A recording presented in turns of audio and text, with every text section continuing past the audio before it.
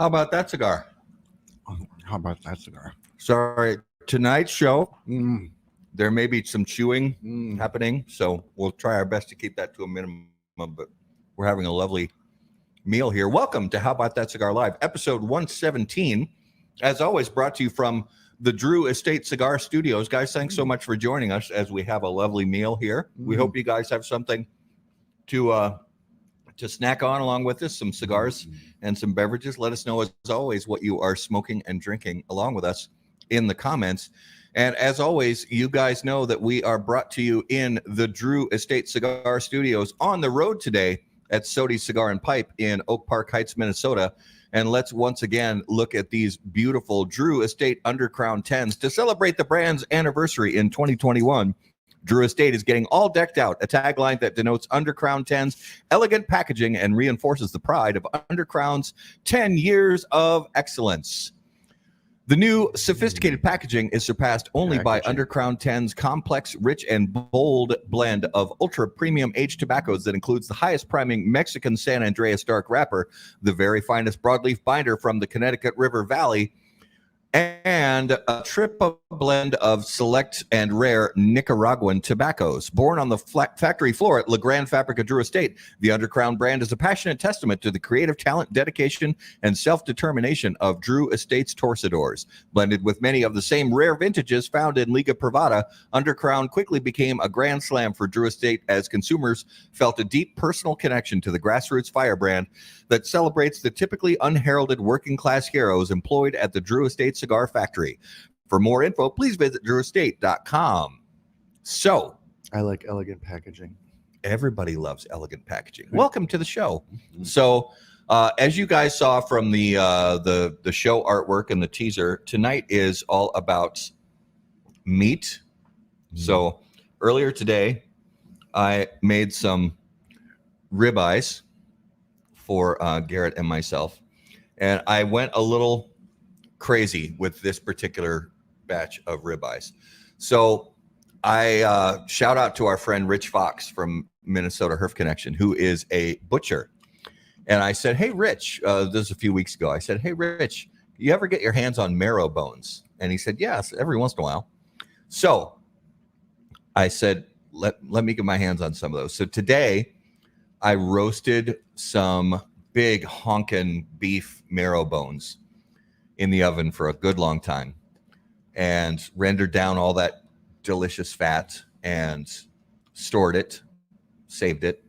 Then I grilled some lovely ribeye steaks and took the steaks off the grill. When they were still hot, I put them in foil and slathered them with this bone marrow. And then just wrapped them in foil and let them sit and rest. And what's the verdict?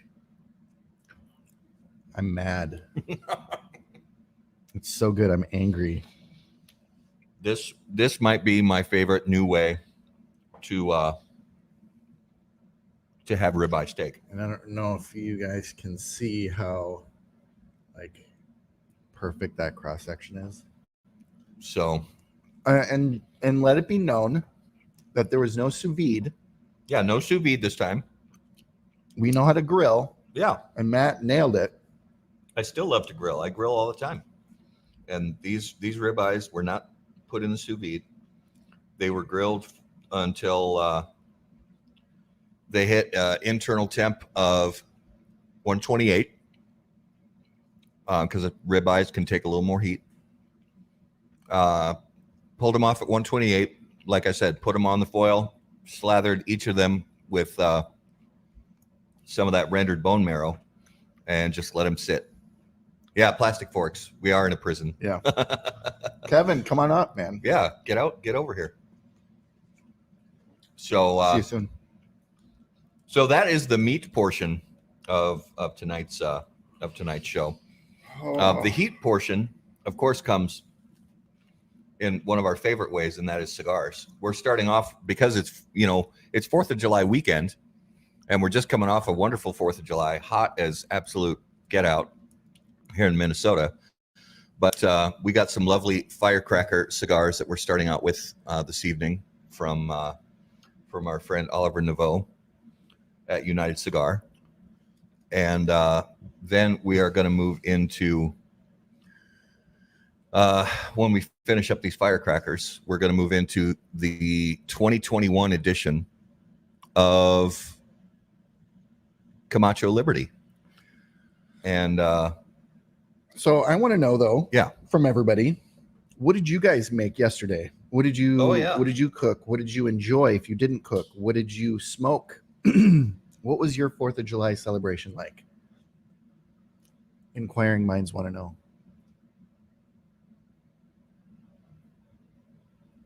This is my first time with a firecracker, BT Dubs. it's a nice little cigar. It's a good kind of opening course because it's a short cigar. Kind of gets the palate awake. Yeah, and like Matt and I, like Matt said, we got these from Oliver at United and got to chat with him at TPE and gave us a few sticks to take with us. And we each got one of these and decided we were going to wait till the 4th. Yeah. And then we're like, hey, we're going to do the show on the 5th. Let's firecracker it up on the show. And good call. Yeah, it's kind of, it's a patriotic theme on the show. If anybody knows what the current score is in Twins Game 4 of Stanley Cup. Oh, that one. Wow. Okay. So I just looked. Montreal leads 1-0. This is the first time Montreal has led at all against Tampa Bay.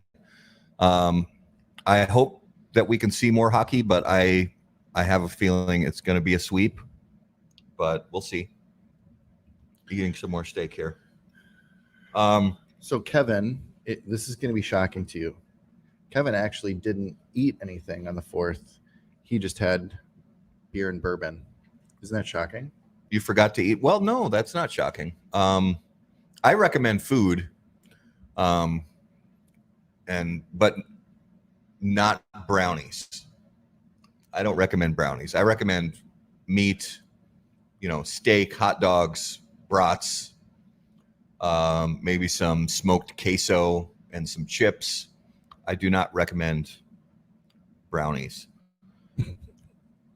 in any way, shape, or form. What is a Tulsa torpedo? Chad, please educate. Tulsa torpedo is not a cigar. It's a meat combination. I need to know more about this, Chad. Any kind of meat Tulsa thing? torpedo. Is the Tulsa torpedo similar to the Alabama Hot Pocket? Yeah, or like a Cleveland steamer. Cleveland steamer. Oh, so today I had a great idea for a new streaming service. Okay. Cleveland Streamer. It'll combine like the Hulu, HBO Max, everything, and we'll just call it the Cleveland Streamer. That's a good idea. Let's see if somebody take a look and see if that's already trademarked. I'm sure it is, but that's my $1 million idea. So yeah, tonight, guys, we're gearing up for leaving later this week for the PCA trade show. And we just kind of want to do a show tonight, but we just wanted to chill. We don't have a guest on the show tonight. We're just going to, Garrett tore through his steak right quick. I'm still working on mine. Dude. And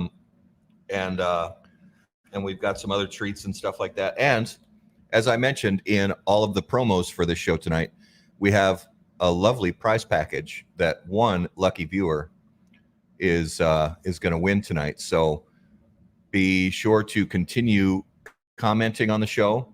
Make sure to share this broadcast out on Facebook or YouTube or whichever link you want to share, and let them know we're live, because that helps. All right, you ready?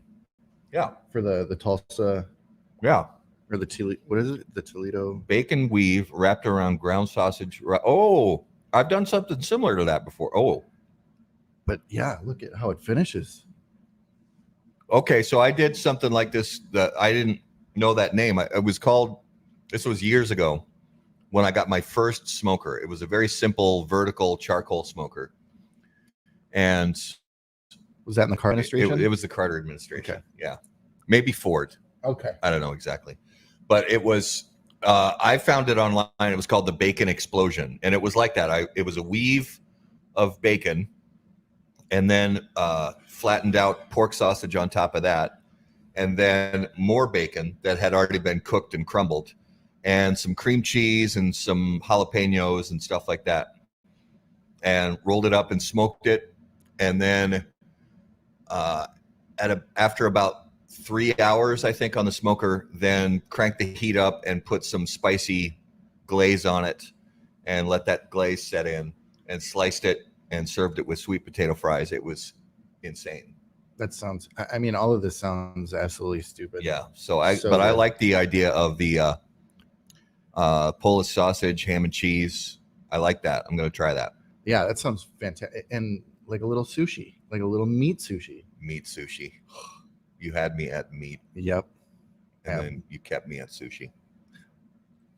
Mm. So let's, even though we don't have a guest, let's get into our main segment of the show. And sorry, we're remote, from a different location. I don't have my regular computer mouse and all that stuff. So Do you want a mouse? I have a mouse. well, thank you, Lenovo, for only putting 2 USB ports that's right. on your computers. Really appreciate that, Lenovo. And our main segment of the show, as always, is brought to you by Corona Cigar Company and coronacigar.com, the internet's largest and easiest to use virtual cigar store. Corona Cigar Company offers you the finest handmade cigars, humidors, and cigar accessories at the absolute lowest possible price. You'll also find unique and limited cigars containing Florida sun-grown tobacco. As a proud American, president and founder of Corona Cigar Company, Jeff Borshowitz, believed it was possible to bring cigar tobacco farming back to Florida. At Corona Cigar Company and coronacigar.com, you'll find the best selection anywhere in the world of cigars containing this special Florida sun-grown tobacco. If you live in Florida or are just visiting, be sure to visit any of the great Corona Cigar locations in downtown Orlando, Sand Lake, Lake Mary, and also the Davidoff of Geneva Lounge in Tampa. For more info on all of that, please visit coronacigar.com and floridasungrown.com. Mm-hmm. We're back. So PCA trade show is coming up. Wait, when? I hope you cleared your schedule, because it's like Thursday. Oh, well, it doesn't start till Friday, but we're leaving on Thursday. Yeah, we are. We still have to talk about the morning and what we're doing there. Oh, it's all squared away. Oh, it's all squared away. It's all squared away. We're squared. But last night you were a guest on Bear's show, El Oso Fumar Takes. What was that like? I got to watch the show after the fact, a little bit while it was live. Yeah. But I went back and listened to the whole thing today. No, I was honored to be on Bear's show. It was Ben Lee, who, if you don't know who Ben Lee is, he's been around for, since 2004, 2005, doing cigar media and various things in the cigar industry. And so he was the old, the old school guy. He's been there for forever. I was the FNG and, Bear is kind of in the middle there. And it was cool just to talk about some of our, experiences, lack thereof, expectations, excitements, disappointments. And it was a blast. It was good. We had a good conversation. Yeah, it was nice to hear. I think it was smart that Bear put together, Ben, who's been to so many trade shows, and you who haven't been to a PCA trade show yet. Mm-hmm.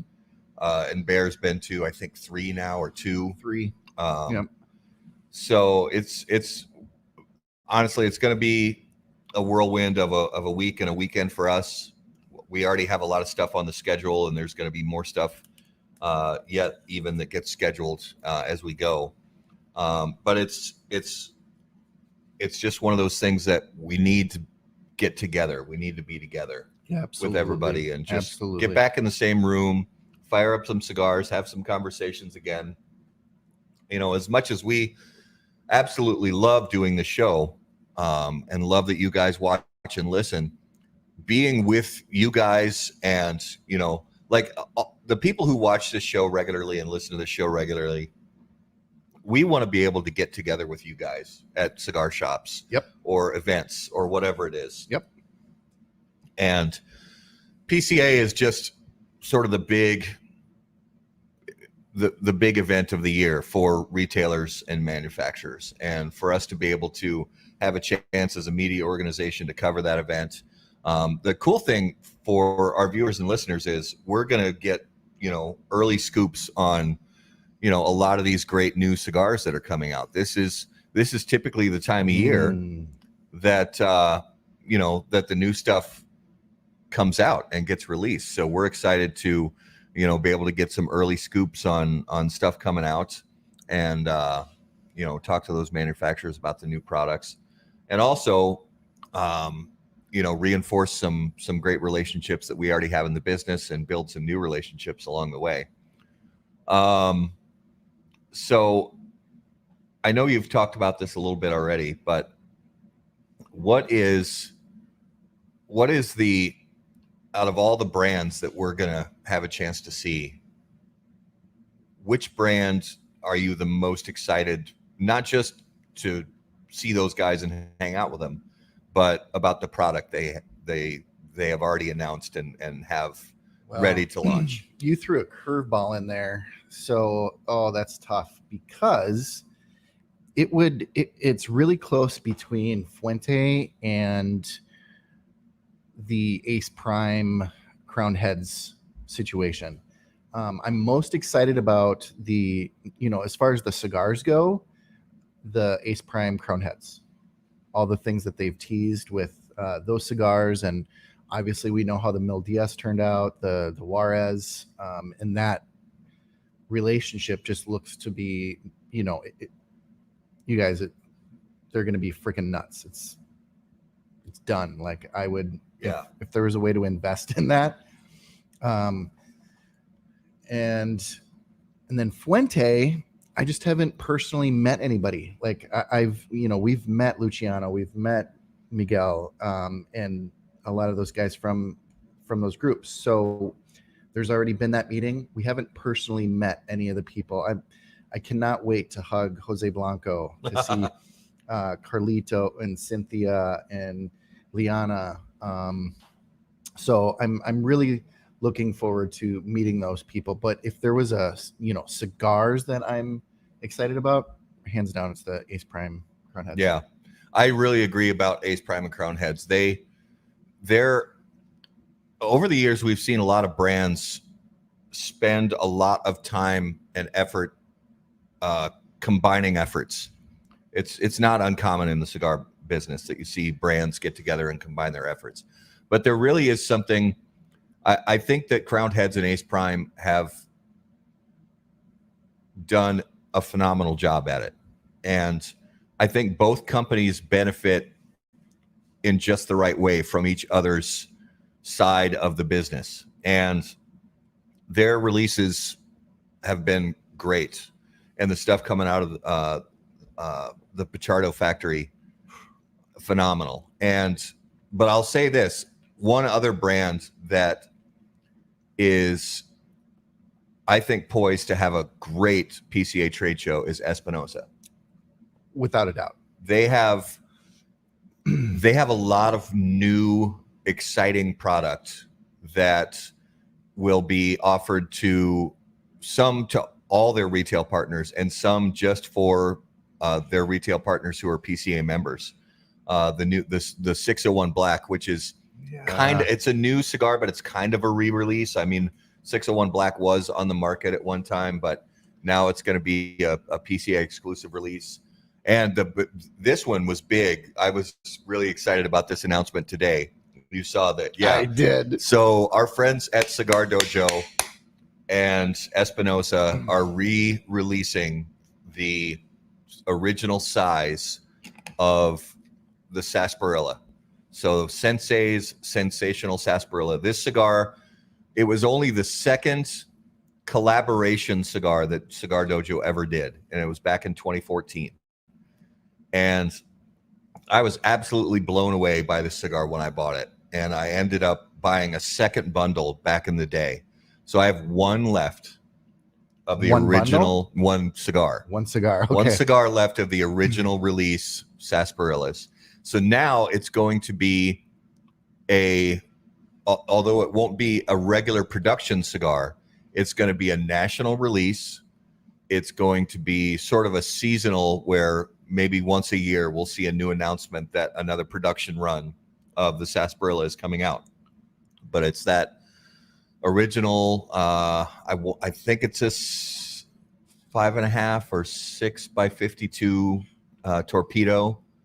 And it's the original was, in my experience, it was my favorite San Andreas wrapper cigar ever to come from the Lizona factory. I absolutely loved that cigar when it came out. Well, and so to give you, I don't know the exact statistic, but I know that I didn't get on the dojo page fast enough, and it was sold out. Yeah. Before I could even get an opportunity to buy it. It was like, what, 2 hours? Something like that. I know that most of the dojo releases sell out really fast. They do. Yeah. And that one, I mean, sure, you've got, the fanboy part. And I think, not a lot of people even knew what they were getting. And they didn't even know that it was going to be the rockstar cigar that it turned out to be. But it is fantastic. Yeah. So I am super excited that they've decided to go in and make this a regular production cigar. Yeah, that's an exciting one. So that, along with the the 601 Black and the 6 Provinces release that's going to be coming out, and the guys at Protocol, who are linked very closely with the Espinosa brand and the Lizona factory, they've got their stuff that they're working on too. So honestly, we're excited for that. And it's just going to be a blast. And it's also going to be a lot of work. Do you want to know how many booth stops that I have either officially scheduled or on my to-do list for the time we're there? 7. in the first half day, 7. Yes. Oh man. All right. So the total amount of appointments and potential booth stops, I'm going to put at that, and this is in a perfect world. If we hit every single one that I want to hit, let's say 70. You're actually over. It's 61. Okay. Yeah. So and again, this is in a perfect world. If we hit all 61 of those, I will consider it a miracle. It's, we'll do our best. It's because we don't want to interrupt people doing business. Absolutely. Even if we have an appointment scheduled, if they're in the middle of a sale, we are going to come back later. We're not going to interrupt business to do a 7 or 8 minute long interview. So we get early access. You're right. Yeah. Right. So that's going to be kind of the go time to try and do as much as we can before retailers come in and screw up the whole day for us. Just kidding. But that's going to be kind of go time is right away in the morning. We get like an hour. I think it's 30 minutes. I think it might be an hour. I honestly don't recall. But we do get early show floor access, which is the first time PCA has ever given early trade show floor access to media, which could potentially be extremely helpful. Yes, Raul, we are at Sodi's.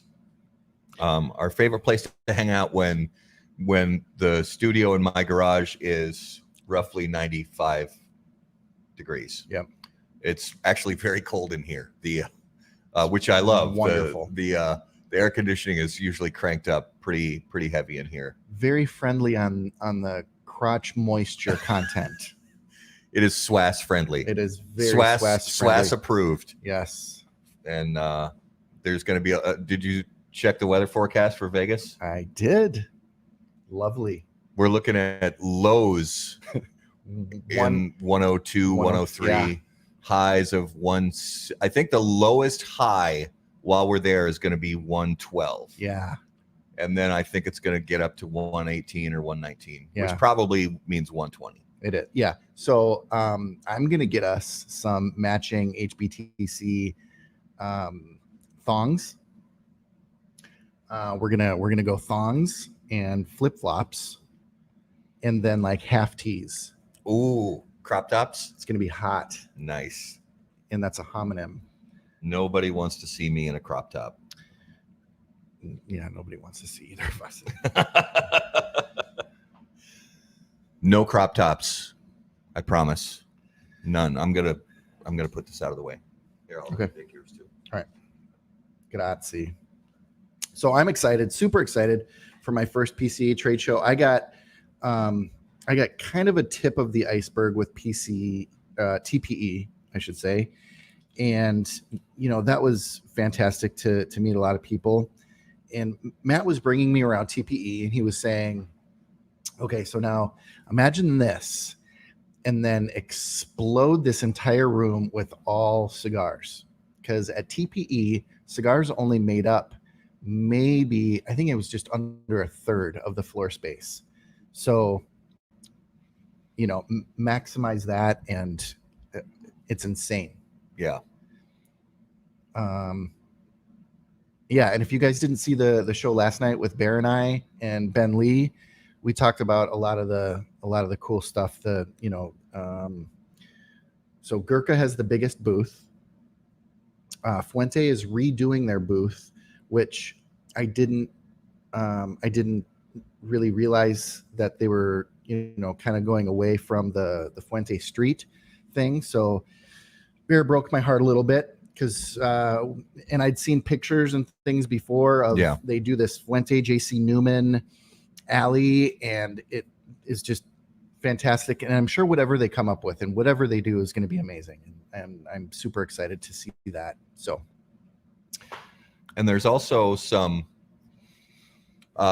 there's some smaller brands, newer up and coming brands that we're excited to talk to. So actually, one of the brands you guys talked about last night that I'm curious about, because if you remember when you and I first discussed this brand, I was kind of a Debbie Downer on it because of the name. I'll be honest, I'm being 100% superficial when I admit this. Yep. The name brand just kind of it hits me in a way that it just doesn't seem like they're serious. But I'm not saying that about the brand at all. It just, when I first saw the brand, I kind of laughed it off. But then in hearing Ben talk about it and Bear talk about it last night, I actually am kind of interested now. Absolutely. To go see the company. I swear this is the name of the cigar company. It's called Drunk Chicken Cigars. Yep. And again, take that how you will, but it just, that name, I hear that name and I think, okay. Mm-hmm. But I think part of that is just, I have to get past that because the fact is they're probably great people. I want to meet them and learn about their story like we always do. We want to find out who these people are, find out their story, where the cigars are made, how they came up with the blends, how they came up with where did you come up with the name Drunk Chicken for a cigar company? Well, and the thing I think it definitely sticks in your head. I mean, Drunk Chicken. So there's a restaurant by me called Ray J's, and they have a drunk chicken wing that is amazing. And so when I saw Drunk Chicken, that's what I thought of, a chicken wing. Didn't make me think of a cigar. Yeah.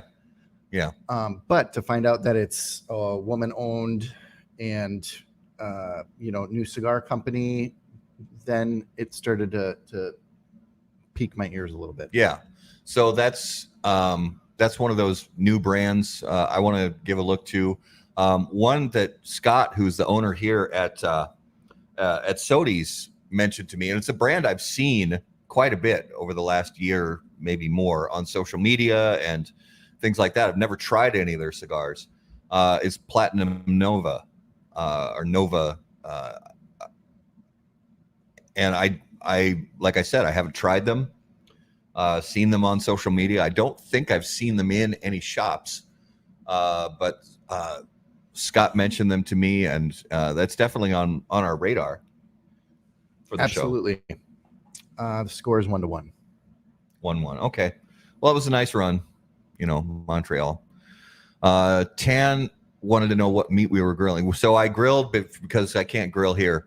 I grilled some ribeyes for us and slathered those ribeyes in bone marrow, in rendered bone marrow, and let them rest in foil for a good long time. And that might have been one of the best ribeyes I've had. And I'm not tooting my own horn because I cooked them, but that was good. So I'm wondering, let's go back to cooking for a minute if we can. Do it. And we've obviously talked about sous vide and cooking with science and all the fun things. Have you seen this vacuum chamber cooking? No. So what you do is like pressure cooking? I mean, it's opposite of pressure cooking. So what it does is you put an item of food. You can do a steak. You can do, I saw somebody do corn on the cob. I saw, a lot of different things. You put in this vacuum chamber with a liquid or a sauce or a thing. You suck out all of the air. And so like corn or steak or whatever, that gets really small. And then you reintroduce the pressure, and all of that stuff goes inside of the thing. And it's supposed to be amazing. And I might have to try that.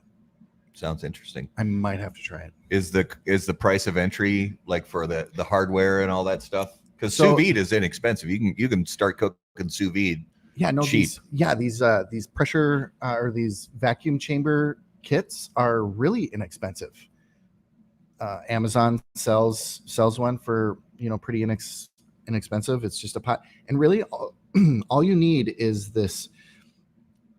Is really a vacuum pump, and you could do a DIY with it, vacuum pump and a couple things, but Amazon sells one for like $50-$60 for a smaller one. But I like it. Yeah, man. I'm always looking for new fun ways to cook food, and just new so tonight on these steaks, because I'm usually, when it comes to steak, I'm usually very traditional. I salt and pepper, and that's it.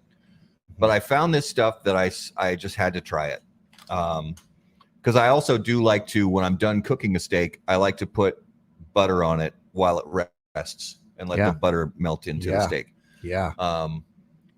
And so I found this stuff called Master Salt. So it's sea salt and granulated garlic, and it's also butter in a granulated seasoning, but it's the butter, it's the milk solids, the best part of the butter, basically, that is, I would assume, somehow dehydrated and then turned into a powder and put into this mix. And it's called Master Salt, and it's fantastic. It was on these steaks we had tonight, and it was good. And you can see I'm unwrapping a little something right now. It has cooled off a bit, but that's all right. I got this lovely bread that's baked with aged cheddar all over it, and a little bit. Is this like a sourdough? It's a sourdough that's got aged cheddar on it, and I have some more bone marrow. Yep, rendered bone marrow fat that we're just going to put right on the bread because we can. Because America. If you guys haven't had bone marrow, it's just like butter. Just use this instead of butter on your bread, or to cook your eggs in the morning, or whatever. Just use it in place of butter, and it's phenomenal. Cheers. So we had a couple comments from you guys having your treats on 4th of July. Did we have any injuries? Anybody have any injuries with their fireworks, blow any fingers off? Does everybody still have all their digits? I didn't see any. I know. I didn't see many fireworks. I got a buddy who lives right outside of downtown St. Paul in a high-rise, and took a picture or a video of the skyline, and it goes, from St. Paul to Minneapolis, and just here in the Twin Cities, because of budgetary cuts, a lot of the cities didn't do fireworks this year, and so a ton of people bought fireworks, and it was just this shower of fireworks all throughout both cities, and it looked really, really freaking cool. Guys, if you haven't tried this, talk to your butcher and ask for marrow bones, for beef marrow bones. And they'll come split down the middle. Put them in your oven. Here's actually an important thing. Salt. Soak them in salt water, heavily salted water. Put a bunch of salt in like a gallon of water. Stir up the salt so it dissolves. Put the marrow bones in that salt water and put it in the fridge overnight. It sucks out a bunch of the gross, kind of weird flavors in the bone marrow. And then the next day, take them out of the salt water and pat them dry. Put them on a roasting tray in the oven and roast them at 400 degrees for 30 minutes to an hour until all the fat has rendered out. Don't let them burn. And then you scrape out the yummy bits that are still left in the middle of the bone, and you pour all the rendered fat into a container and add a little salt, and it's incredible. And I got all this from that YouTube channel, Guga Foods. So if you guys don't watch Guga Foods, you have to watch Guga Foods, because that dude is a rock star. Yeah, so he has two channels, Guga Foods and Sous Vide Everything. Yeah. And he is Brazilian guy. Yeah. Him and his family, they do all these taste tests and different experiments with things. Some fail miserably, but it's just fun also to watch all the things that they do. And I know I've personally cooked, I don't know, maybe half a dozen to 10 of the things that he's done on that channel, and they're all fantastic. Yeah. The stuff that he does is it's really accessible. He doesn't do some of the experimental type stuff he does, but most of the recipe stuff he does, it's super easy, oh my gosh, easy to do recipes. You don't have to have a bunch of fancy. Do that. Oh, the cigar? Yeah. After the bone. Yeah.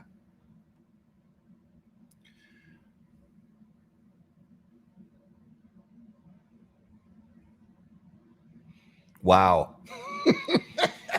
So this is crazy. So you're eating this, the fatty steak that was soaked in bone marrow, and then the bread with the bone marrow on it. It coats, the whole mouth is coated with this fat, and the cigar is like, it's a totally different smoking experience. Oh. I mean, the firecracker is already a good little cigar, but man, you guys got to try. We've talked about this before. I don't usually like to eat and smoke at the same time. But there's something about this. We might have to do this more. It might be part of it might be the garlic from the seasoning I put on the steak. Oh yeah, too. But holy cow! Do you guys smoke and eat at the same time? Yeah, I know some people can, some people can't. I'm really indifferent to it. I have at times I took some bites of the steak while I was smoking this, and that was great. But that bone marrow butter and bread, and then having this, game changer. Absolute game changer. Oh, so good. So we haven't officially given away the secret, but we'll go ahead and give away the secret right now. So those of you watching know that we mentioned we're going to be giving away something this evening. And because it is 4th of July weekend, Garrett and I are going to follow up these firecrackers, and we're going to smoke Camacho Liberty 2021, the brand new Camacho Liberty series. And this is the first As far as I remember, this is the first Churchill size Camacho Liberty. Yep. And I'll also say that while I have not smoked all of the Liberties, I've smoked all of them going all the way back to 2017 or 2016. Yep. And maybe a couple of the earlier ones. Like that pyramid one. Yeah. I think was that the first one? No, I don't. Honestly, I don't recall, but they've been around for a while. Yeah. And I'm not going to lie, because Garrett and I have each smoked one of these. Garrett smoked 2. I think this might be my favorite yet of the Camacho Liberty. Mm-hmm. I think the blend is very, very good. And it has this very cool kind of dark chocolate kind of thing going on in the aromas from the smoke. Yes, it is. So this is not just a novelty type situation. They did a damn good job this year on the cigar. So as you can see, I am holding up not 1, not 2, but 5 of these beautiful Camacho Liberty 2021 edition. And one lucky viewer is going to win all 5 of these cigars tonight. So you have to comment, and you can comment on Facebook or YouTube. Doesn't matter, because we have access to all the comments after the show's over. And we are also going to extend it a bit so that, because not everybody is free tonight. Not everybody can watch live and comment live. So you will be able to comment while we're live right now. You have to leave a comment to be eligible.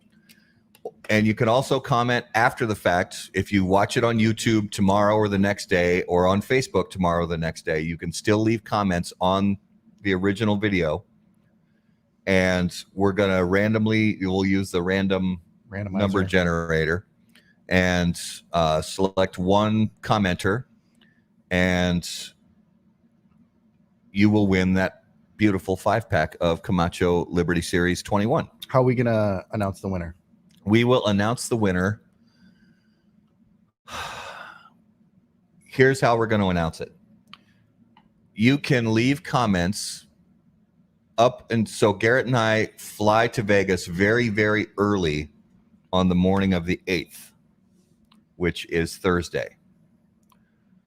So the morning of the 8th, Thursday, we fly to Vegas very, very early. When we arrive in Vegas, we will go through the comments and we'll choose a winner. Okay, yeah, because right now our plan is to go and get breakfast at the very special place. Yep. And then hopefully soon after that, we will be at Casa Fuente.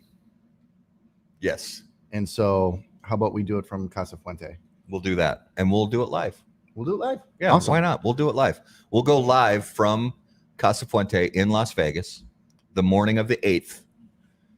So if you leave a comment, either live tonight or anytime between now and the morning of the 8th when we go live, you will be eligible to win this beautiful 5-pack of Camacho Liberty 21, which I'm going to fire up right now. I'm going to join you. So let's talk about. Sorry, I'm going to my. Let's talk about script. Let's talk about. Actually, let's talk more about food. So there's a trend, at least we all know how internet trends work. Something can look trendy on the internet and it turns out it's existed forever. One of those things is something that I have not yet tried, and I know I'm going to get shamed for this, but it's just something I haven't taken the time to try, whether making it myself or going to a place that makes good ones and trying it there. There's a very particular taco recipe, and I bet you know the ones I'm talking about. And I may pronounce it wrong. I'll try to pronounce it correctly. They're called birria tacos or birria taco. I don't know how you pronounce it. I don't either. Yeah. But they're these wonderful tacos that are made with a blend of peppers that are turned into this wonderful liquid that you dip the tortillas into, and you grill the tortillas when they're already in this liquid, and put some what appears to me to be cotija cheese and the shredded beef that's been simmered for hours in this blend of peppers and cilantro, which I'm not a fan of. And then the taco is put together and then grilled, and the cheese gets all crispy. And I've seen it all over YouTube and Instagram, and I so desperately want to try these. Have you had these tacos yet? I have. Where did you have them at? Did you make them? No. Katrina's does them every so often. I know Casa Lupita also makes them. Those are the two places I know locally that you can get them.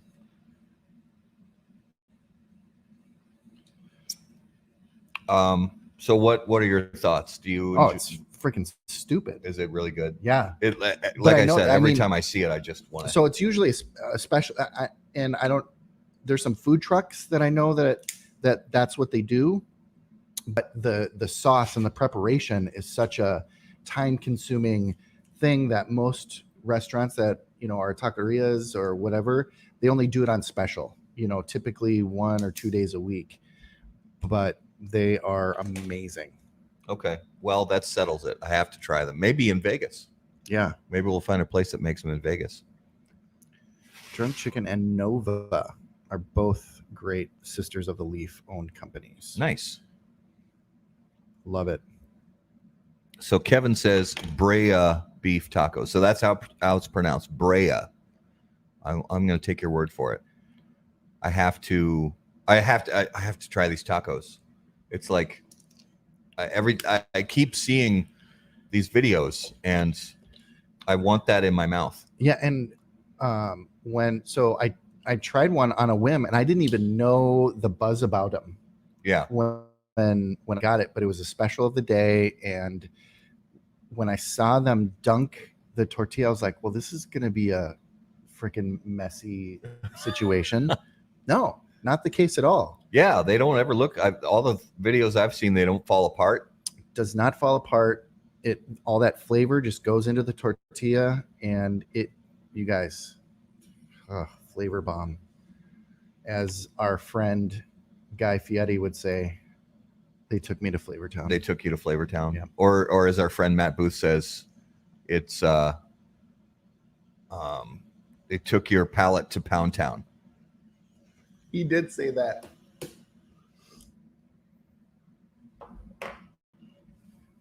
Which I'm going to say, I like the phrase taking your palate to Pound Town better than the express train to Flavortown. It's just better. It is better. It's better. It is. And it works. Yeah, I want that in my mouth. I said that. I said it. Mm-hmm. Mm-hmm. I stand by it. Mm-hmm. So pre-light, cold draw, and smelling the wrapper and the foot, it is just chocolate, you guys. It is chocolate. Like you would almost think that it's infused or it's sprayed with some kind of Axe body spray chocolate situation. But it is not. I guarantee you. And it is all delicious. No Axe body spray was used in the making of these cigars. Mm-hmm. Certified. It's such a good blend. There have been some liberties I've enjoyed. There have been some liberties I have not enjoyed. I'm not going to get into the ins and outs of which. Yeah. 2017. Sorry. No, the 2017 was not good in my opinion. But this 21 is, and the one from last year, the 2020, although I enjoyed the blend, it was the Vitola that just it was huge. It was this enormous box press cigar. I still have 3 of them, and they take a very long time to smoke. These do too, because it's a Churchill, but the overall flavor profile on this 21 just hits me in so many of the spots that, you know, make me feel like a man. It's getting awkward in the studio at Sodi's tonight. If by collection you mean a full ashtray of cigar butts, damn right. I like that. That's true. I have a collection like that in the studio back in the garage where it's 95 degrees. So I have to try those Brea tacos now that I know how to say it properly.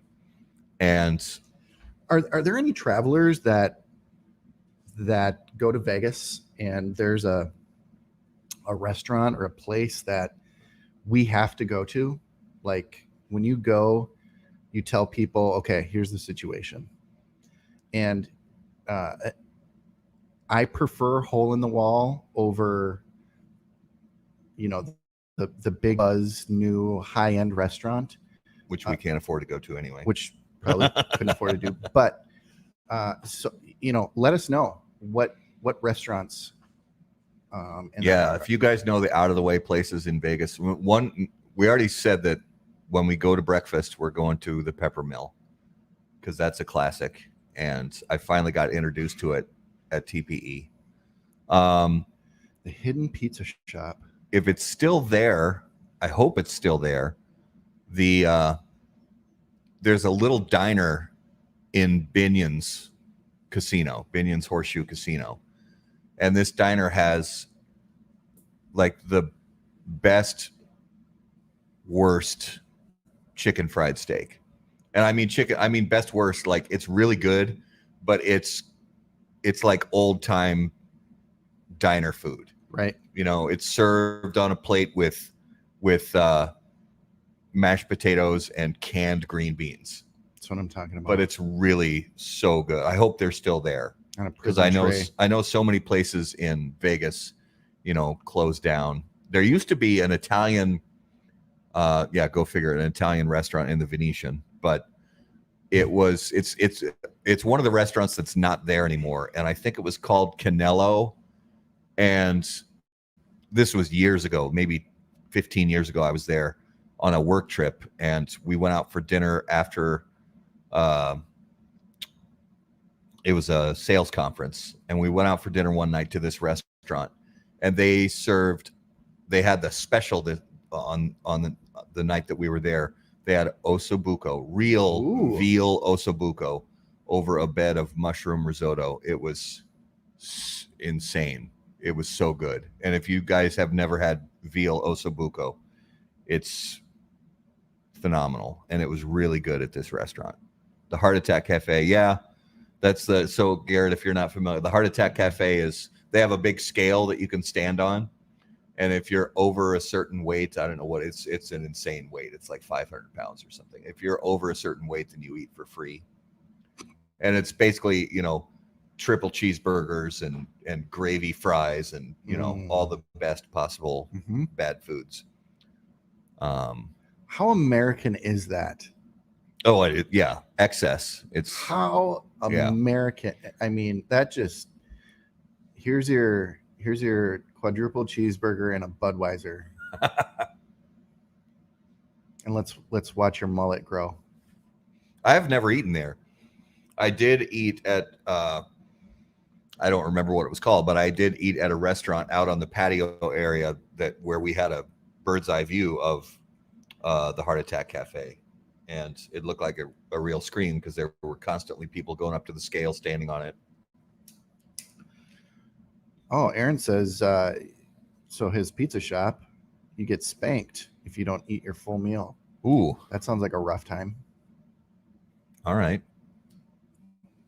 They spank you in front of everyone. I don't know if I'm really into that, but if the pizza's good, you know, that's fine. I'm trying to think of the other places. I really have never eaten at the fancy places in Vegas. Like I haven't been to Bazaar Meats, which people talk about like it's heaven on earth, and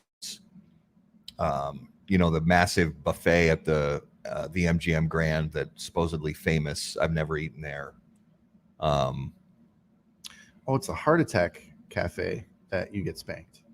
Oh, the heart attack. Oh, I thought that's the place where you have to stand on the scale. Maybe it's both. It's both.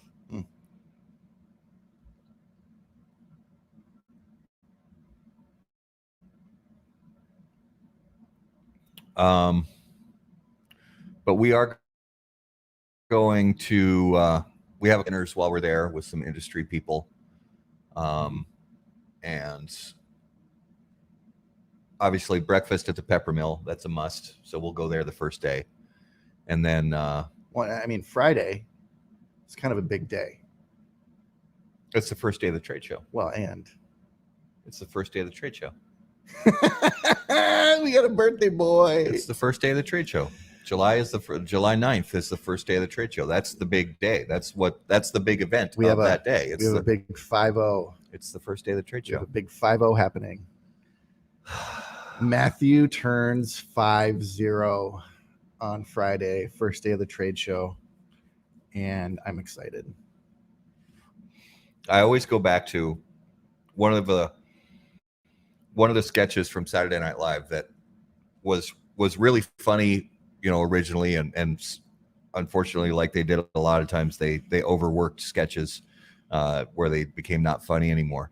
But there was a sketch with Molly Shannon, and this was probably 20 years ago. Molly Shannon, and I'm sorry, I don't recall who the other person was, but they basically played these older stage entertainer types who and they would always do this thing where they were proud of the fact that they were old, and she'd say, I'm 50 years old, and I like to kick, stretch, and kick, and she'd do these, and she's wearing like these old like Goodfellas style pantsuits, and with the big beehive hairdo. Dope. And so I'm going to be doing that pretty much the whole weekend, is screaming, I'm 50 years old. Yeah. My favorite Molly Shannon, though, was the Oh, yeah. Well, Mary Catherine Gallagher. Yeah. And like you said, they beat that one up. They even turned it into a movie. Yeah. Which, come on. I didn't even see the movie. I didn't either. No, because I had a feeling it was going to be, every once in a while, Saturday Night Live had a sketch that was good enough to turn into a movie, and the movie was good. Mm-hmm. I think the Wayne's World movie was good. The second one, Blue Chunks. The first one I think was pretty funny. Yeah, dude, 50, no gray hair. So if you watch the show, I call Matt Pavarotti. What is this bullshit? I don't know.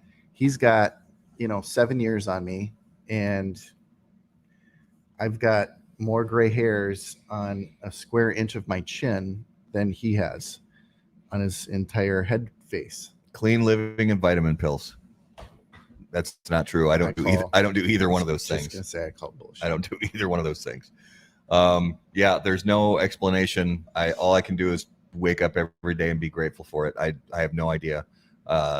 There's no just for men. There's no Grecian formula. There's just which parent do you get your hair from? My mother. Yeah. Okay. Because my mother and I were the only ones with gray hair. The only ones with curly hair. Okay. My dad and my two brothers, straight hair and thinning or bald all the way. I fortunately still have all my hair, and it's curly and it's dark and thick. Yeah, I can't explain. So my mom was adopted. So my mom never knew anything about her biological parents. So could be honestly anything. There was literally never any information given about anything. So could have been. I have always thought that there was perhaps either some Italian, maybe some Greek, maybe some Middle Eastern in my DNA. I honestly just don't know because my mom never knew. I know my dad's side of the family is Scottish and English, and we should do like a 23andMe and then read the results off live on one of our shows. So that's interesting you bring that up. This is one of the many conspiracy theories that you see online. We should do a segment, the conspiracy theory of the week. Just throwing that out there. Yeah. But before I forget, but one of the recent conspiracy theories that I saw was the fact that ever since COVID, you don't see commercials from those places anymore. You used to see those commercials from 23andMe and Ancestry.com every other minute on the TV and everywhere on Facebook and social media. Those commercials were everywhere. And ever since COVID happened, have you seen even one single commercial from those companies?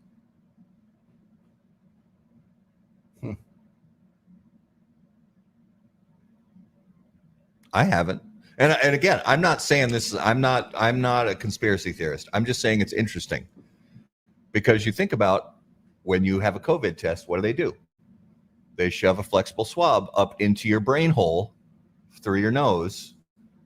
And I wonder if it's a supply and demand type situation. I don't know. Like, might be.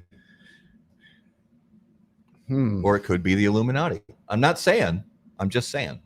No, I don't believe that for a second, but it's I do agree that it's curious and it is curious, maybe a little strange that all of a sudden when COVID happened, those commercials just gone. So I don't understand that. But I mean, yeah, we can draw a line for just about anything. Yeah. In COVID, like I'm pretty sure I haven't seen any.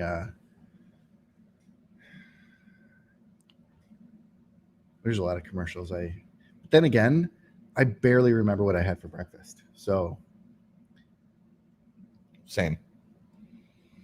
The Viagra commercials, those really went up. Did you see they went up? Never mind. I cracked myself up. The Viagra commercials went up. See that? See that? See what happened? They went up. I'm sorry, guys. This is what he has to put up with. And sadly for you guys watching and listening, you have to put up with it too. We'll just riff tonight, he says. Yeah, we'll just riff. It'll be good content. We don't need a script. We don't need a script. We don't need a guest. We don't. It's fine. It's fine. It's fine. Have you watched Schitt's Creek? I have not. Oh my gosh. I want to watch it. I just haven't gotten around to it. Oh my gosh, it is so good. So I will say that the first episode, my wife was crazy about it. It's like, you gotta watch Schitt's Creek. So I started watching the first episode. I was like, but legit, after you get into like episode 2 and 3 and 4, like the character development is one of the best in the business ever. It is so good. Nice. I have seen a few little clips on YouTube and stuff like that. It seems very funny, like a really hilarious show. My wife is really into another show that I haven't watched it with her, but it looks like a train wreck that I kind of want to watch, and it's called Shameless. Oh, she loves the show, and I still haven't seen it yet, but it looks the little bits I've seen walking by as she's watching it, it looks like a disaster that I need to see. So yeah, I watched Shameless a little bit, and it's all right. It's all right. I'll watch it. Probably something I wouldn't binge. I agree with Raul. Peaky Blinders. If you haven't watched Peaky Blinders, that's a great series. I don't know how many years I'm late to the show, but I'm now just, I want to say like 8 episodes into Sopranos for the first time. Nice. So what do you think so far? Are you kidding me? It's really good. It's really good. Like, Peaky Blinders is really good too. Although, are there 3 seasons? I think there are 3 seasons of Peaky Blinders. Well, the last season kind of, I won't say it full on jumped the shark, but it was shaky compared to the earlier seasons, in my opinion. Red is asking if we have smoked the re-release of the Crux 2 Crux. Connoisseur. No. Have not. Saw it. Looks beautiful. Yep. If it's as good as as it was before, I'm all in, because that was one of my favorite cigars. Absolutely loved that cigar. It was. I think it was my number 2 cigar of the year back in like 2016 or 2017, somewhere in there. Love that cigar. Yep.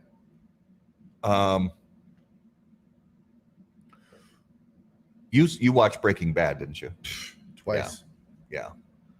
I still hold to my same opinion that Breaking Bad is the greatest dramatic TV show of all time.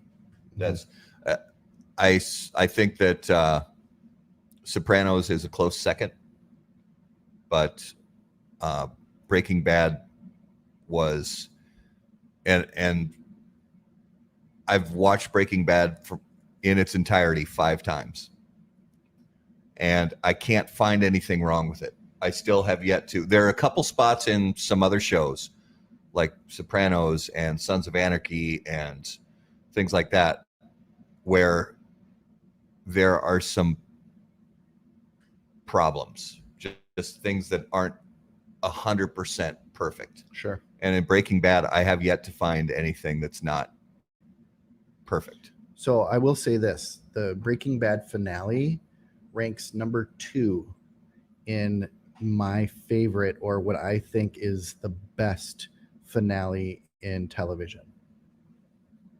Now I'm trying to think what your number 1 is.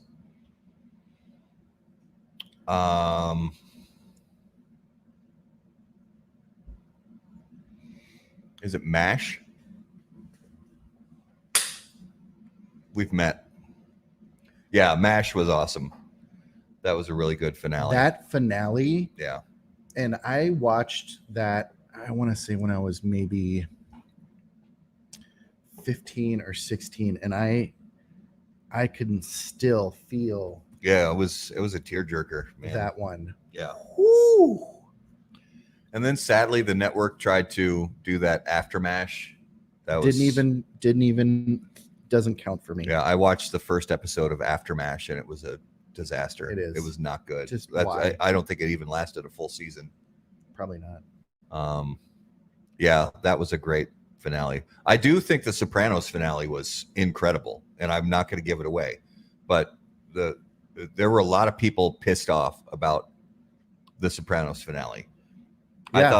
I thought it was perfect. I loved everything about it. Game of Thrones was another one. So I didn't watch Game of Thrones until last year. Yeah. During COVID. When COVID hit, I was like, I've never seen Game of Thrones. So I added on the HBO. You can add on HBO to your Amazon Prime subscription. So I did. And I watched the entire series of Game of Thrones in like a week. And then I watched it again in about a month. And then I watched it again in a couple months. And so you didn't like it? No, I didn't like it. I thought it was very good. It had some problems just as far as execution and storytelling and stuff like that. But overall, I thought it was really well done. So I watched all of season 1, and I watched part of season 2, like right before the Winter is Coming, right before, like when they were kind of getting into that storyline. That's when, and it wasn't out of lack of interest. I think it was just stuff going on in life. So I gotta go back and finish that. Which one was that again? In Game of Thrones. Oh yeah, the whole Winter is Coming. Yeah. Deal, and they go to the north and all of that jazz. Yeah, I thought it was great. I really did enjoy the show, but there were a few problems with the way it ended. One of the and Mad Men. I don't know if you watched Mad Men. I did. That was fantastic. Mad Men was really a great show. But one of the things that bothers me when a show is ending and you know it's going to end, right? They have so many storylines between so many different characters that they have to wrap up, and sometimes they do it too quickly. I couldn't agree more. Where they realize they're like, oh shit, there's only 2 episodes left, and we have to jam in like closure on all these different character storylines, and sometimes they don't. Now, I'll say this: Mad Men didn't do a bad job at it, but there were a couple storylines, a couple character storylines that they did force a little bit. Yep. At the end. Breaking Bad, one of the things that makes it so perfect is it was perfectly timed, where there were no forcing any storylines or character arcs. It all landed right where it was supposed to. There was no, and I think Sons of Anarchy did a little bit of that too, where when it ended, although I think the show ended really well, I think there were 1 or 2 storylines that were a little bit shoehorned in because they realized they were running out of time. So, Boardwalk Empire. Jim mentioned Boardwalk. That's another good one. I actually rewatched I haven't seen that. Boardwalk Empire recently, and that's another one where I think that show was really good. I really did appreciate that show, but the last episode was like there was everything, all the storylines finished in the last episode, and it's like, oh, we gotta hurry. So, well, and Aaron mentioned El Camino. I've seen it on my thing. I've just never watched it. I didn't really. I mean, I cared for it as a standalone movie, but I think Breaking Bad was so perfect there was no need to tell any more story. Or Better Call Saul. I like that a lot. I watched maybe half of the first season, and it was fine. Narco. I only watched the first season. I loved it. Fantastic. And in fact, I talked to a former DEA guy who worked from the 80s and 90s. Yeah. And he said, spot on. Really? Yeah. Nice. So that's always good when you get people who are in that life, right? That say it's true. Yeah. Like people who were actually in the mafia. When they talk about mafia movies, they say that, they talk about Goodfellas as like the standard for that's the way it was in the 60s and the 70s and the 80s for mobsters, was that it was, they said it was really realistic. That's one of the other reasons why Goodfellas is such a great movie. Joe Pesci is my spirit animal. Joe Pesci makes those movies. Oh my! I mean, he is always the best actor in the room in any of those scenes. I mean, I am personally, and I'm gonna get crucified for this. I think Robert De Niro is overrated as an actor. I think he's good, but I don't think he's outstanding. I think Joe Pesci is outstanding. I'm going to disagree. I look at Robert De Niro's. I think they're two amazing actors. If comparing the two of Pesci and De Niro, they can both do a wide range. Because you look at Meet the Parents, you look at My Cousin Vinny. They both can do comedy. You look at all the mob movies that they've both done. Now, I will say Joe Pesci is by far the better riff actor. Yeah. Where there are scenes in, multiple movies where he has just taken it and gone, my favorite is I'm Funny How, as an unscripted scene, what he created there, and the fact that everybody, Ray Liotta and Michael Rapaport, they all held their character and let him do his thing. Like, that was just a special. Yeah.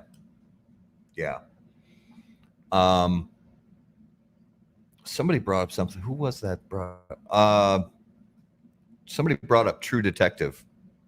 That is. I didn't see it. That is on my list, actually, of shows that I've heard are incredible. I heard it fell off the rails after season 1, but I heard season 1 of True Detective was incredible. And The Wire is another show. Oh, Wire. So I watched the first 4 episodes and I stopped. Not because it was bad. I think I just got sidetracked with some other stuff where I felt like it was too slow and it wasn't getting anywhere. So, but I still have access to it. I just need to go back and actually. But everybody I talked to says The Wire was a groundbreaking. Like it was in that it was even a precursor to shows like Breaking Bad and Mad Men. Those really dark, dramatic, gritty TV series. Yeah, well, and it was just on this side of HBO for the content that they could have. Yeah. But fantastic series. How about Humans? Did you ever watch Humans? I don't think I heard of it. It's a British. Forget where you can. I want to say it's Amazon Prime. But Humans it's fantastic. If you guys haven't seen that it out. Billions. That's another one on my list that I've heard great things about. And if you haven't seen the HBO miniseries Chernobyl, you have to watch it. Yeah, I haven't yet, and that's another one that's on my. I won't give anything away. I mean, it's a true story. We know how it ends, but how does that one? We know the end of the story already, but it's brutal to watch. Honestly, Mommy. It's very brutal to watch, and it's not just the brutality of the way that the people suffered from the effects of these overwhelming amounts of radiation. Most of what it deals with is the way that the Soviet government covered everything up, and the whole propaganda machine. It was heartbreaking. It's all fine. It's okay to see how many people died how much faster they could have reacted. Well, it even prevented it in the first place. If they would have done things differently. But it's a great miniseries. And also, speaking of miniseries, the Hatfields and McCoys. Oh, yes. With Kevin Costner and Bill Paxton. So good. I think that was one of Bill Paxton's last roles. That was a great miniseries. Yeah. Did you did you know that after Bill Paxton passed away, that all of the storm chasers went out and dotted the tornado alley with a big B? Did they? No, I had no idea. Yeah. Oh, that's crazy. And so then they have this image of all of their dots of where each of them were. Wow. And made this big B in tribute to obviously Twister, but yeah. I remember watching that movie in the theater. So this goes back to my wife and I were still dating at the time. And we went to see this movie with, I think there were some other family members there. I think her sister and her mom went to see this movie Twister. And we get out of the movie theater in the evening, and the whole storm or the whole sky is lit up with lightning, and it's got that feeling where a big storm is coming. And literally, as soon as we made it in the car, torrential downpour and high winds and a tornado touched down 15 miles east of us. Oh, crazy. I know. So that was pretty all right, let me ask you this. Insane. What is the most uncomfortable movie you watched with your parents? Okay, not with my parents, but with my wife's parents. Okay, that counts.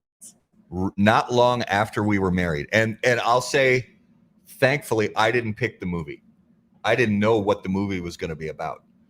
But we were at their cabin in Wisconsin, and we had spent the day out, doing stuff that you do out there. We went to a couple auctions, and we went shooting for a while, shooting clays for a few hours, actually. We did a lot of that up there. And we get back, and we have dinner at the cabin, and we're sitting down to watch a movie, and her dad picks this movie, and it's called Grandma's Boy. So you know the movie. I didn't know the first clue about what this movie was, and it was produced by Adam Sandler's production company, and it starred some of the same people that were in a lot of Adam Sandler movies back in the day. It was the wrong movie to sit with your in-laws watching. It was so everybody was just dead silent, even at the funny parts, which honestly it wasn't a very funny movie. There were only one or two chuckles in there, but it was just raunchy and uncomfortable. What about you? That's hilarious. It was so bad. It was so bad. That is so funny. For me, my mom and I decided to go and see Jerry Maguire. And I didn't know. I just knew. I mean, Tom Cruise. It's going to be Tom Cruise. It's, you know. So you went to see Cuba Jerry Gooding Maguire with your mom. Went to see Jerry Maguire with my mom. And I don't know if anybody remembers the opening scene to that movie. Yeah, I remember it well. I'm sure we all do. But as soon as the line "never stop fucking me" happened, the night just was not going to be the same as a regular movie night with your mom. Mom, you want more popcorn? Yeah, I'm gonna go get popcorn. I'll be right back. I'll be back. That's not a good scene with parents. No, in the room. No, was not. I went. Another one was, so my youth pastor's wife was so excited to see this movie and got like 10 of us from the youth group. So it's the youth pastor, his wife, and like 10 youth, and we're in high school, to go see Me, Myself, and Irene. Ooh. Also a very awkward, weird movie. Yeah. That's got some. Yeah. Yeah. What's this? That was for you. So you went to see that with your youth pastor? Yeah. Nice. Yeah. Nice. Yeah. That was good times. Pastors love those kind of movies. They do. Yeah. Oh man. Holy hell. Well, let's. I think is it. Oh. Yeah. Is it time? It's time. It is now time for this week's Numero de los Muertos. And as always, Numero de los Muertos is brought to us by our friends at Smoke Inn.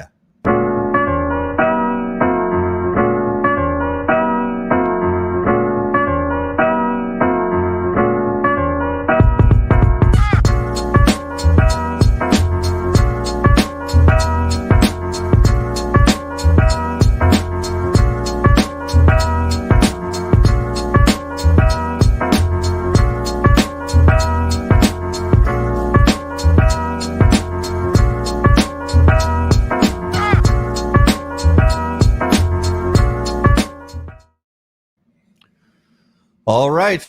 Numero de los Muertos, episode 117, brought to you by Smoke Inn. Garrett, what do you have for us this week?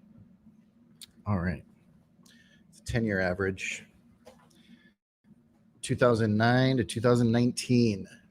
12 people in the U.S. die from this every year. 2019, it was 18. Mm-hmm. Okay. I got all of that, except could you say it all again? Because I wasn't listening. Sure. No. So 2018 or 2019. Yep. Or sorry, 2020. It was 18. It was 18. Yep. And prior to that, the 10-year average was 12 in the U.S. per year in the U.S. All right. As it. always, viewers, let's get some guesses cooking here. Gout. Now, Chad, I don't know what kind of people you're working with. Yeah, we don't know who you're treating, but that's wow. That's a serious case of gout. That is, I mean, is that possible? Drowning? Is it drowning? It is not drowning. I think that's in the thousands. Chad asks a great question. That's always a good one to ask. Is it work related? Usually not. Okay. Are vehicles involved? They are not involved. Okay.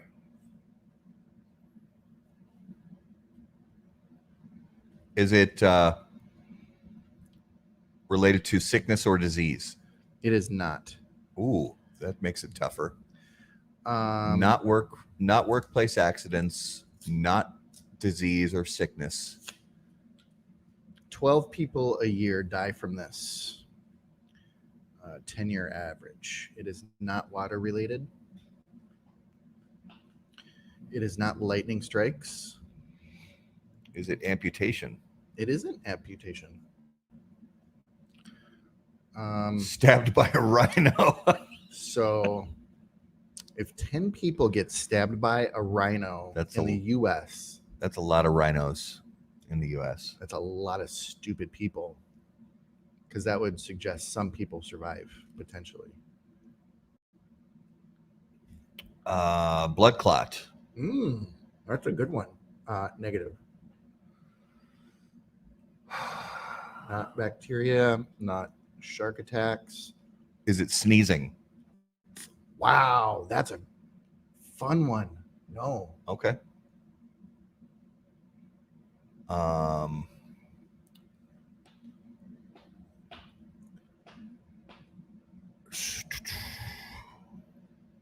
Are elevators involved?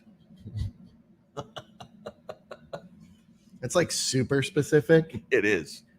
No, elevators were not. Okay. Hiccups is good. That's but a good guess. It is. Bear attacks, nope. It is not medical. So let's take. So it's not allergies. Choking on a hot dog? No. That's what she said. Mm-mm. Forest fire. I think sadly it's probably more than I think so more too. than 12. Yeah. Are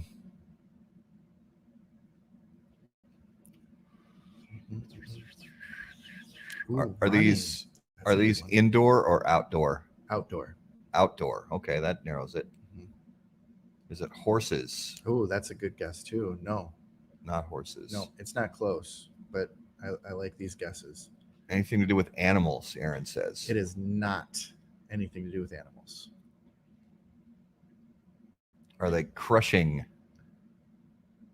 Is crushing involved? No crushing. No crushing. We already did the water. We did water. Yeah, we did the water one. House repairs, negative. You can kind of put this in the category of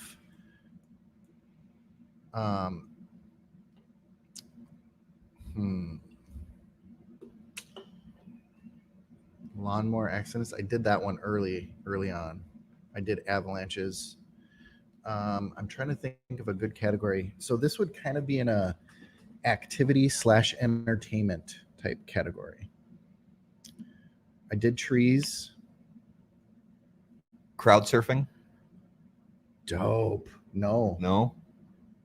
I like it though. Golfing? Oh wow. No. No. Mm-mm. Divorce? Entertainment? It's not skydiving. We did that one. Yeah. Gun range. Gun range. Yeah, no.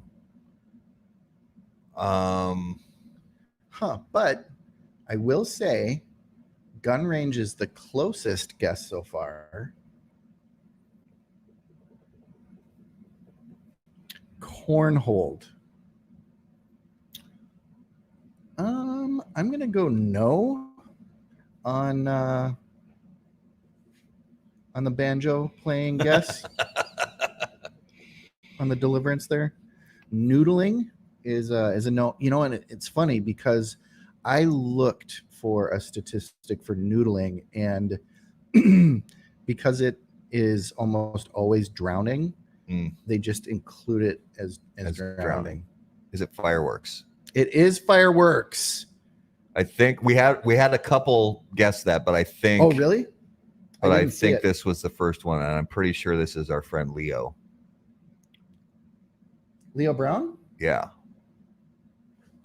Barrels and Leafs. Oh yeah. What's up, Leo? I think that was the first fireworks guess. So quick on the trigger. And a very appropriate, we should have thought of that I being know. 4th of July. Very appropriate category for Numero de los Muertos this week. So 12 people was the 10-year average up until 2019. And then it started going up. And then 2020 is 18. And we obviously don't have numbers Yet for this year. But they're expecting to be up because so many people have decided to do their own firework displays. The ER visits was up by a third in 2020. I saw that on the news today. Did you? Yeah, that this year there were the numbers for ER for firework related ER visits were up over last year.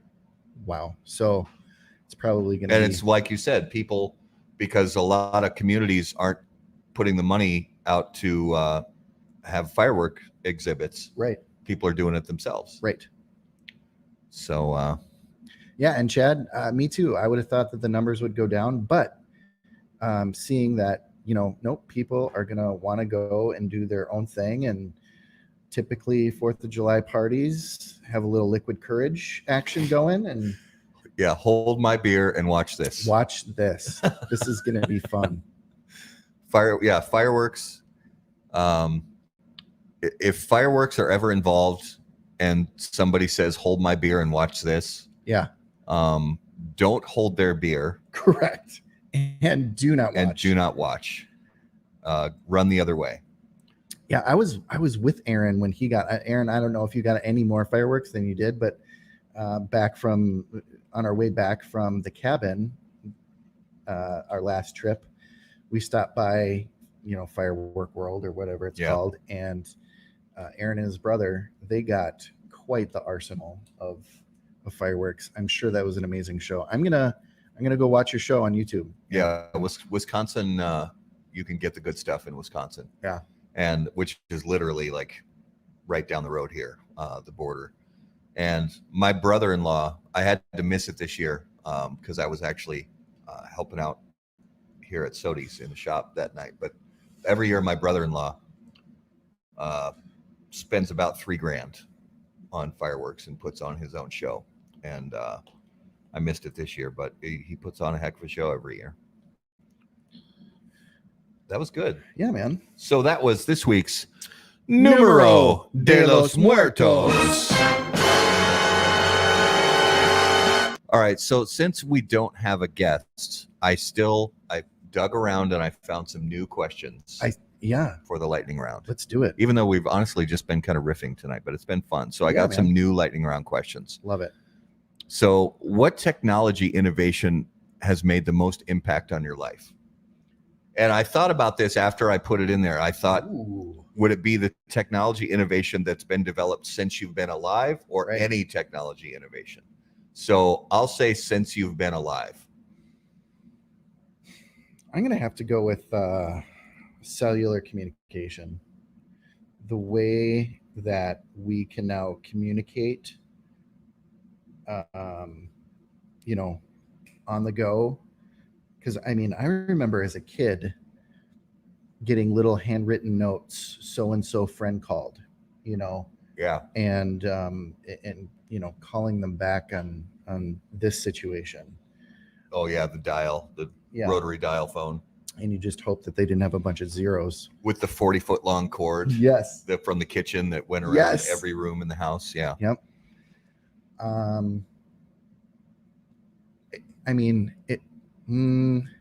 Okay. Well, I'm going to take that back and I'm going to say internet. That's my answer. The World Wide Web. Yeah. Yeah.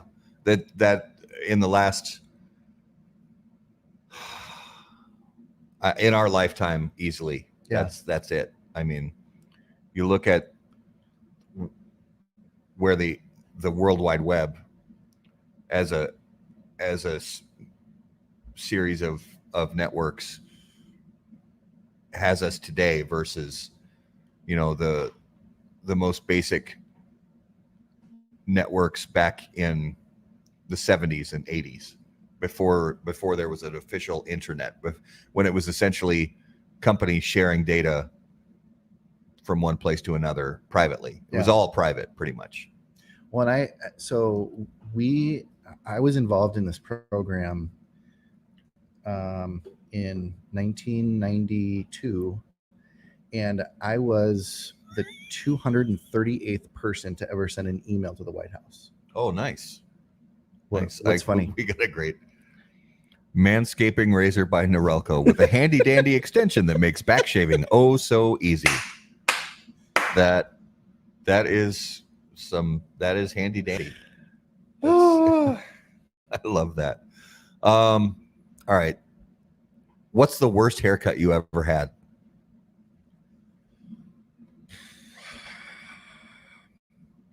So I got this. I remember I had a job interview the next day, and I went to Cost Cutters, and they made me look like I don't even know. It was uneven. The person like was trying to be fancy, was like, "Do you want layers in it?" And I was like, "I don't know what that means, but I have a job interview tomorrow. Hook it up." Look what Leo says. The box. The box. I had that. I had a box. Um, And so I ended up going to another salon after that to have them fix it. yeah. I was maybe, 20-ish. No, I had the high top fade, the full kid and play. Yeah, you did. But I also had the mullet at one point. I had so there was, when I was very young, my hair was actually blonde up until like third or fourth grade. And then started to get darker as I got older. It was always really nappy and curly, but it was blonde up until third or fourth grade. And when I was little, my mom was upset that I was a boy, and she always wanted a girl. And I was their last child, so she didn't get a girl, but I think was secretly, I think she was secretly trying to, make me a girl. So I always had this big poofy, just head full of curls, Shirley Temple looking. Hell yeah. And it was very common when I was anywhere from age 3 to age, 5 probably, that I was mistaken for a girl. That was pretty regular. But then there were so many haircuts that I had that were bad, that were self-inflicted. Like I did the mullets. I did the high top fade. Did you ever do the tail? I did the tail. Did you do the tail? I did the tail. But this is the kicker that I did. And I actually have a bad haircut story, like where the stylist went wrong. But in 8th grade, I was obsessed with Sheila E. Like obsessed with Sheila E. I'm not mad at that. And I thought, not only was I in love with her, I just thought she was so cool. Mm-hmm. And all the people in her band were just so cool. Mm-hmm. And I wanted to be like these guys in her band, because she was a drummer. She had a bunch of other drummers and percussionists in her band. And one of the guys in her band had this like 80s. So in the 80s, there was sort of this hybrid black and white hairstyle. It was like a feathered fro. And this guy had that hairstyle, but he had a blonde stripe that started on the front corner and went around the side and ended back here, and then went through the tail, and the tail was also blonde. So when I was in 8th grade, please tell me there's pictures. I don't think there are, actually. Oh. But when I was in 8th grade, so I can't believe I'm saying this, but I could share this with everybody because I don't really care. Because you're a man. I'm about to turn 50. I'm not proud anymore. Right. I don't care. Yeah. So, oh God, this is terrible. My mom had that stuff that she would mix up to put here to hide the whiskers. on her face Okay. to bleach them out. Oh, okay. It was this powdered stuff that you mix with water in this little cup, and it came as a kit Basically for like a little bleach. ladies could just bleach out the whiskers on their face. Yeah. I swiped it. Oh shit. And I mixed it up, and I put the damn blonde stripe in my hair all the way down through the tail. And I had it all puffed out and feathered back. Oh, dude, it was sick. It was sick. And I had the clothes and all of it. So, well, I had the cheap Kmart version of the clothes because that's all I could. That's all I could, Well, dude, we did. My mom, she would buy me Wranglers or Lees, and she would take the Lee stuff off and sew Guess patches on it. Yeah, we didn't even go that far. And plus, I was the youngest of 3 boys, so I got everybody's hand-me-downs. Oh, We had, I don't know if you remember this brand of jeans, Tough Skins. Mm-mm. They were the house brand at Sears, and they were like $1.89 a pair. But I didn't get my own. When my brothers outgrew theirs, I got their jeans. So I got the half-used Tough Skins with the patches ironed on to cover up the rips and all that. Yeah. Yeah. So. Yeah, Rustlers. Hell yeah. I had Rustlers. And then I had, so this was a while ago now. It was probably 10 or 11 years ago. I went to, against my better judgment, I went to a Great Clips. Mm-hmm. And I sit down in the chair and I tell her how I want my hair cut. And I could already tell this girl was a new stylist. She seemed nervous. She just seemed like she was fresh out of, beauty school or whatever you call it. So I sit down in the chair and she starts, most of my haircut is clippers. So she gets out the clippers, puts on the guard of the length that I want, and starts clipping away, and everything's fine. And she puts the clip, they had these like tubes in their workstations that they would put stuff into when they weren't using it and then pull it out of there again. So she puts the clippers back in the tube and gets the spray bottle with water and a comb and starts up on the top. And then she gets the clippers back out of the tube and starts them up, and she hits it on the back of my head, and then she stops. And I didn't feel anything. Nothing felt weird or out of the ordinary, but she just stopped, and she put the clippers down, and then she grabbed the comb and was fussing around with the top of my head again. And then she said, "I'll be right back." And she left. She went in the back room. I assumed she was going to the bathroom or something.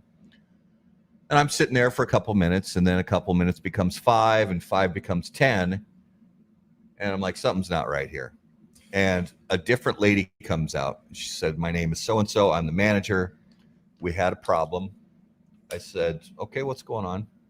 And she grabs the hand mirror and shows me a big bald spot, like in a place that can't possibly be hidden or fixed. Like when she put the clippers in that tube, the guard came off. The guard that was on it fell off. So when she took it back out again, it was just straight bald clipper. And she hit me with it and took out a big chunk. And I was like, I said to the lady, the manager, I said, just take it all off. It's fine, And the girl would not come back out. And the lady was like, "Of course, we're not going to charge you for this haircut. We're going to give you coupons for free haircuts." I'm like, "Yeah, like I'm ever coming back here again." But the girl would not come back out. And I took $5 out of my wallet and I gave it to the manager. I said, "Please give this to her. Accidents happen. She still deserves to, at least get tipped for what she would have gotten tipped for the haircut." So, and God knows if she stayed in the styling game or not, but she had a bad day. And I have a feeling it was her first day. And so, that was bad. Man. So I was basically just stubble bald until it took a couple weeks to grow out. That was fun. That is hilarious. That was a good time. So what, if you were suddenly a billionaire, like boom, you're a billionaire, what would be the first unnecessary thing you would spend some money on? Like big splurge, crazy item that you would spend money on.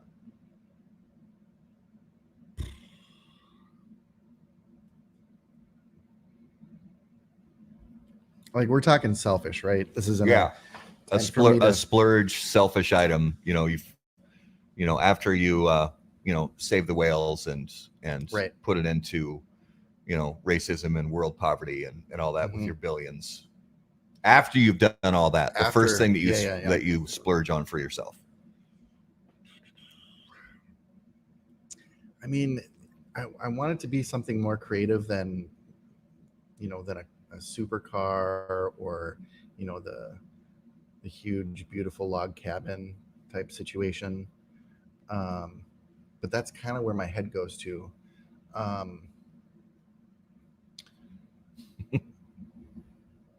Cigars. It's not a bad choice. No, it's not. Underground bunker. Ooh, I like that. July from that's not nice. Like a cabin or something, or a vacation home. Yeah. So okay, I'll say a big, beautiful ranch in Montana with a huge log cabin house. That would be. I like it. Yeah. I'm not mad at that answer. For me, it would be private jet. Yeah, that would probably make the list at some point. Just the first thing, that was the first thing that came to mind, was because, if all of a sudden there's, billions of dollars, it's like, I don't have to wait for the people at the Delta counter or, any of that. It's just, I've got my own jet with my own pilot, my own crew, and just go wherever I want to. You buckle me. Don't give me that light. I don't feel like putting my seatbelt on right now. I'm a billionaire now. Do you know who I am? Don't you know who I am? I'm the guy who woke up this morning and suddenly had billions of dollars. No, I would hopefully not do that. Oh, your own personal island. Oh, that's a good one. That too. I love. There's a lot of islands for sale with cigars. Are there? You shopping for islands? No. So you know how you go down the rabbit hole like you do. The internet rabbit hole. Yeah. And there's this website that you can shop islands. Nice. Like freaking whole islands. Like the South Pacific is. I love Chuck's answer. Smoke cigars on your plane. I would smoke cigars on my own plane. I love it. Yes. I love it so much. Yes. Absolutely. Oh, that would be. And then get off the plane and smoke cigars in your limo. Yep. I would do that all day. All day. Oh. All right. And I'd like to think I wouldn't be a pretentious ass, I would like to think I wouldn't be. But none of us know what that would turn us into. We really don't. We don't know. We would just hope that we would, keep some kind of keep our wits, Yeah. If all of a sudden you wake up one day and you got $20 billion, I would hope that I would keep my wits and not become a complete, utter douchebag. Absolutely. I would hope so. Let's do this week's Notable Smokable. Mm-hmm. And as always, Notable Smokable is brought to us by our friends at Ace Prime Cigars. Notable cigars, notable passion, notable purpose. So, Garrett, what was on your notable cigar list this week?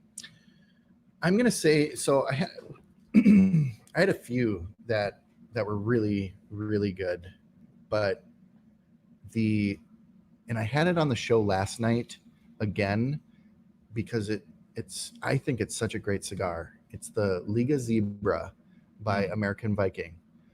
And it was actually the cigar that when smoking it, I had mentioned to you we should do a barber pole, like, you know, Showdown. Yeah, barber pole showdown. Yeah.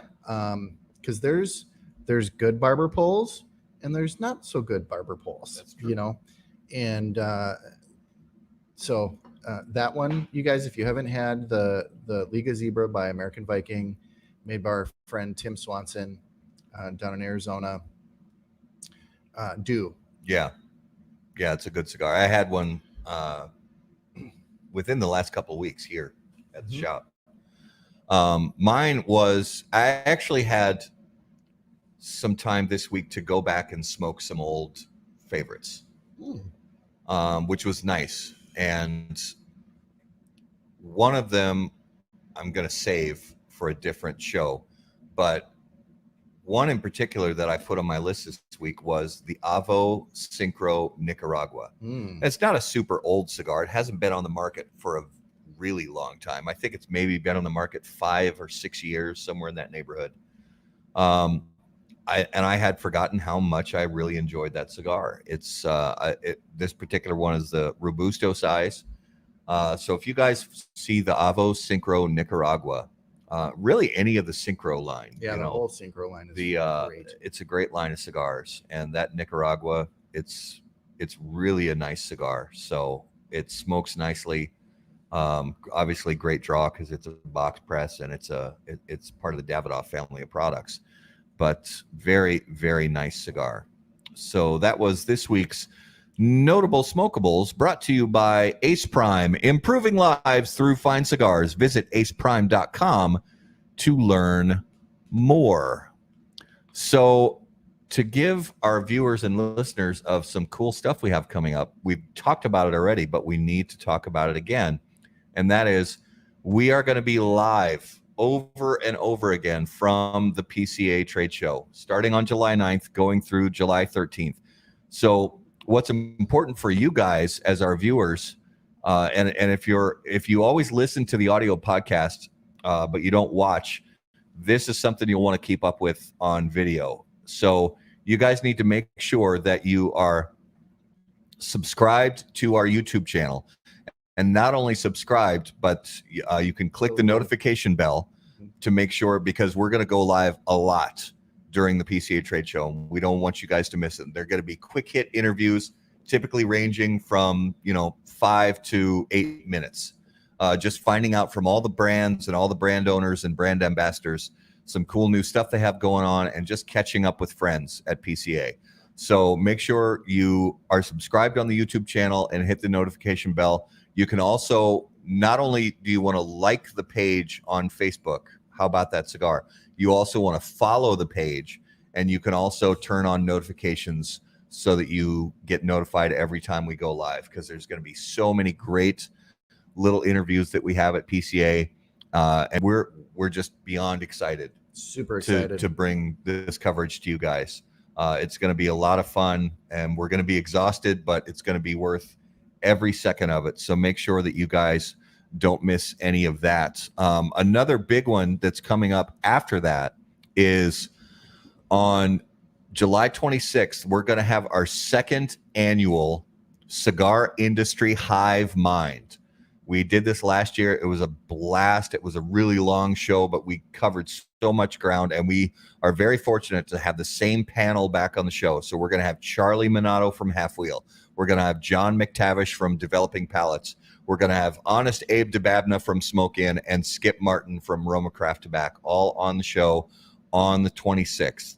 So make sure that you guys keep up with everything we have going on. Don't miss any of our live PCA trade show coverage. As always, make sure that you are listening to the audio podcast. Subscribe to us on the audio podcast on whichever your favorite listening platform is. Follow us on all social media at HBT Cigar. If you have questions for Garrett or myself, specifically, if you guys want us to cover a specific brand at the PCA trade show, make sure that you let us know which brands you want to hear from. You can email us right on howaboutthatcigar.com. And as always, guys, until we see you next time, burn cigars, not bridges. Thanks, guys. Thanks, everybody.